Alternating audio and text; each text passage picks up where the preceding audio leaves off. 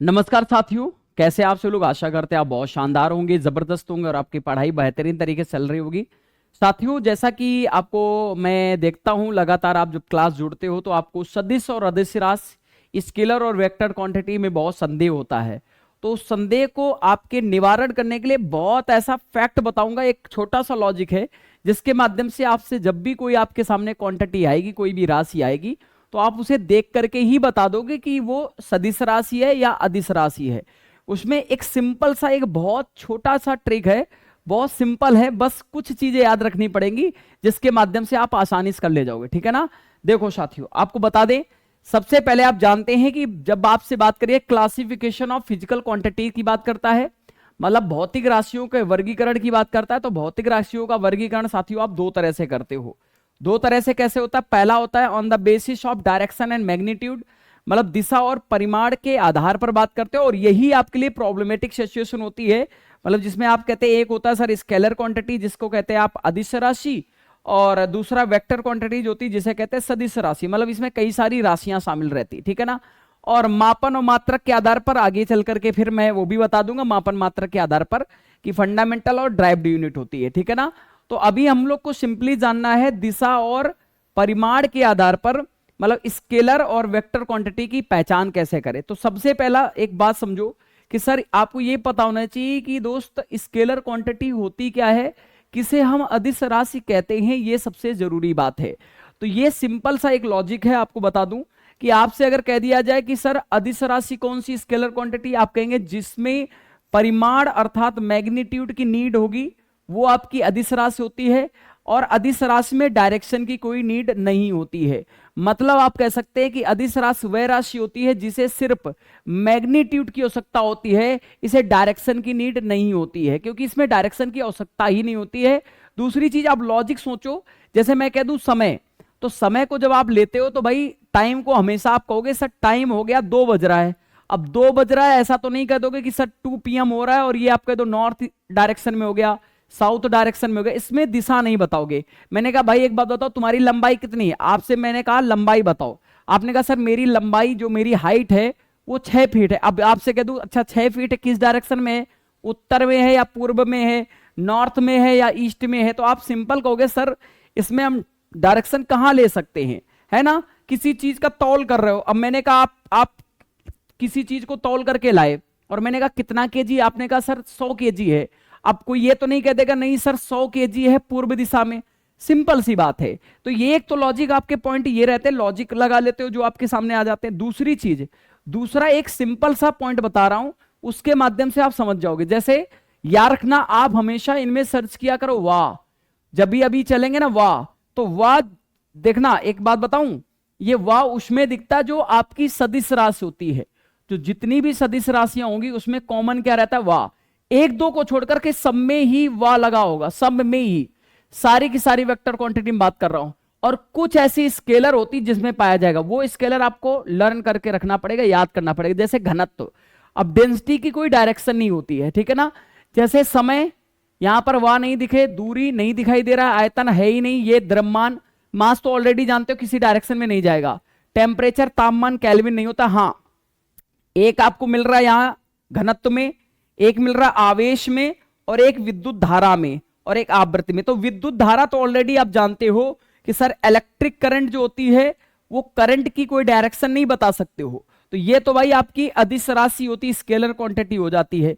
इसे भी आप जानते हैं अदिश राशि हो गई, लेकिन इसमें वाह लगा हुआ है। अगर हम विद्युत आवेश को विद्युत भी कहेंगे तब भी इसमें वाह दिखाई दे रहा है। तो आवेश चार्ज की कोई डायरेक्शन नहीं होती, चार्ज किसी डायरेक्शन में पहले ही नहीं बताया जा सकता है।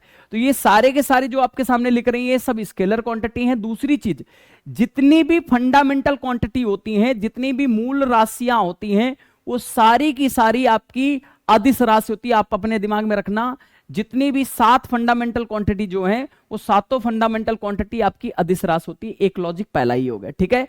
आओ, अब दूसरा आपने कहा सर अदिश राशि क्या है।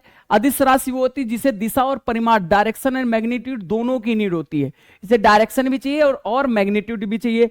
देखो अब मैंने लॉजिक कहा, देखो विस्थापन देख लो, बल को देख लो, वेग देख लो, आवेग देख लो, त्वरण को देख लो, संवेग देख लो, कोणीय त्वरण देख लो, कोणीय वेग देख लो, कोणीय विस्थापन हो गया, कोणीय संवेग हो गया, चुंबकीय क्षेत्र हो गया।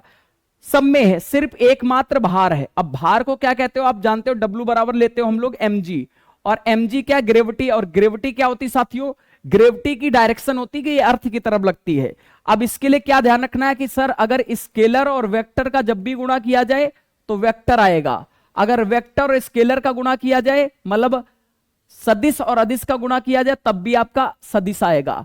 अगर आपके सामने कभी भी वेक्टर और वेक्टर का गुणा किया जाए तो स्केलर आएगा। मतलब जैसे प्लस में प्लस का गुणा करो, माइनस में माइनस का, माइनस में माइनस करोगे प्लस आ जाएगा, ठीक है ना। अगर प्लस में प्लस का गुणा किया जाए तो प्लस ही आता है, ये तो आप पढ़ चुके होगे, मैथमेटिक्स में पढ़ाया जाता है। मतलब स्केलर में स्केलर का गुणा करो तो स्केलर ही आता है। अगर हम लोग प्लस में माइनस का गुणा करते हैं तो माइनस आ जाता है ना। यहां पर माइनस में अगर प्लस का गुणा किया जाए तो सर क्या आता है सर, यहां पर तब भी माइनस आता है। मतलब स्केलर और वेक्टर, स्केलर मान के चलो प्लस है, वेक्टर माइनस है, तो प्लस इंटू माइनस बराबर माइनस आएगा। Vector into scalar minus into plus minus आ जाएगा। वेक्टर इंटू वेक्टर मतलब माइनस इंटू माइनस प्लस आता है, और स्केलर इंटू स्केलर स्केलर आता है, प्लस इंटू प्लस बराबर प्लस आता है। ये लॉजिक ध्यान रखना। दूसरा, आप समय वा देख रहे हो, सिर्फ एकमात्र वेट होता है, और वेट के लिए आपको याद करने के लिए क्या ध्यान रखना पड़ेगा, W बराबर mg। एक सिंपल सा लॉजिक है, जितने भी आपको दिख रहे हैं समय वा दिख रहा है, एक दो को छोड़ करके। इसके अलावा आपसे मैंने पहले कहा कि अदिश राशियों में जैसे घनत्व हो गया, विद्युत धारा हो गया, विद्युत आवेश हो गया, ये सिर्फ ऐसे होते हैं जिनमें वाह दिखता, आवृत्ति हो गया, इनमें वाह है, लेकिन ये आपके कैसे होते हैं, ये अदिश राशि में आते हैं, और सारे के सारे किस में आ जाएंगे, आपके सदिश राशि में आ गए, ठीक है ना। आओ जरा क्वेश्चन कर लेते, कुछ देख लो, अभी दिख जाएगा। कहता है कुछ राशियों के भौतिक गुण को दर्शाने के लिए उनके परिमाण के साथ दिशा भी निर्दिष्ट की जाती, इस प्रकार की भौतिक राशि क्या कहलाएगी।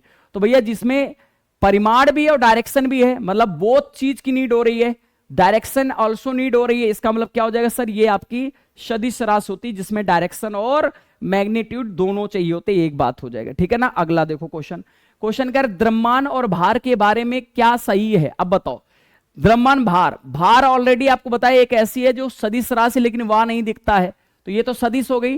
द्रव्यमान एक आपकी अदिश राशि होती है, तो द्रव्यमान क्या है, अदिश है, और भार क्या है, सदिश हो जाएगी। आंसर आपका डी हो गया। देखो लॉजिक क्लियर हो गया एकदम बढ़िया तरीके से, कोई दिक्कत नहीं होनी चाहिए। एक सदिश राशि में परिमाण और दिशा दोनों होते हैं, जबकि अदिश राशि में केवल परिमाण होता है। मतलब while a scalar quantity has only magnitude and no direction, which of the following is a vector quantity, इसमें कौन सी एक सदिश राशि है। तो एक बात बताओ, इसमें किसमें वाह दिख रहा है, ये देखो वाह दिख गया। अब वाह देख करके आपने आंसर यहां सीधे लगा दिया। आगे कह रहा है केवल परिमाण होता, दिशा नहीं। इसका मतलब देखो आवेग में भी है, विस्थापन में भी है, बल में भी है, लेकिन कार्य में आपका वाह नहीं दिख गया। अब ये देखो लॉजिक लग गया आपका, है ना, सीधे सीधे। कार्य में, अरे भाई कार्य में परिमाण होता है, दिशा नहीं होती है। आपने पहले कह दिया केवल क्या होगा, कहां गया, केवल परिमाण होगा, दिशा नहीं होती। आंसर ए हो जाएगा, दिशा नहीं होती, केवल परिमाण होता है।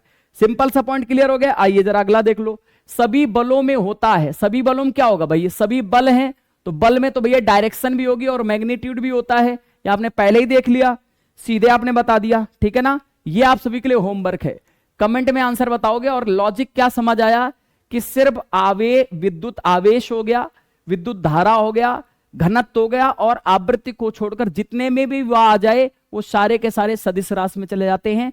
इसका आपको कमेंट में आंसर बताना है कि इसमें केवल परिमाण है, कोई दिशा नहीं होगी। कौन सा इसका आंसर हो जाएगा, आप कमेंट बॉक्स में आंसर इसका बताओगे।